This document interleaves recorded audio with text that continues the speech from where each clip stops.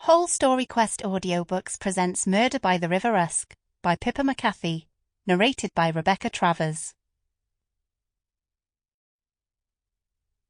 Prologue. May 2010. Inspector Fabia Havard looked up from the report she was reading. Her lips tightened when she saw who was standing in the door of her office. Sergeant Jerry Fairweather was not one of her favourite colleagues. "Yes, Jerry, what is it?" "So sorry to disturb you, ma'am." His tone made it clear that he wasn't in the least bit sorry. "There's a missing person report just come in. Young university student called Caleb Morgan, Caerleon campus. His housemates are concerned about him. They say he's not been around for a couple of days." "Did they say whether or not that's unusual for him?" "I suppose they think so, otherwise they wouldn't have reported it, would they?" he said. Fabia gritted her teeth. Best not to react. "Has anyone checked with his family?" she asked calmly. "Yes, they've not seen him either. The parents are very worried, particularly the mother. She says it's completely out of character for him to bugger off without warning." Fairweather had come further into the room and slouched down into a chair opposite her desk, not waiting to be asked. "Did you take the call?"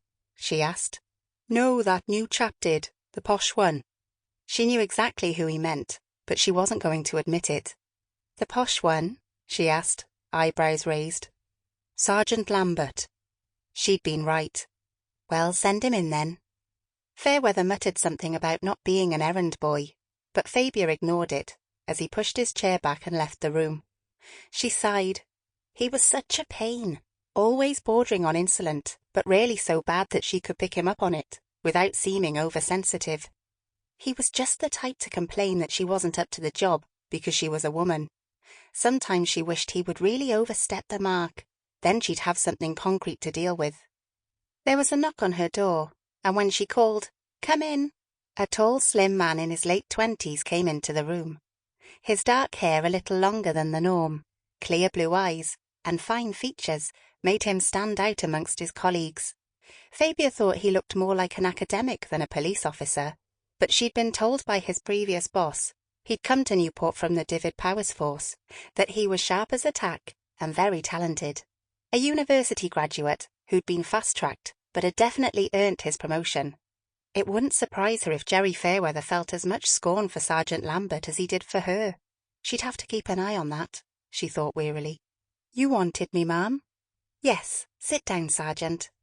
"Jerry Fairweather says you took the call about this lad who's gone missing." "I did."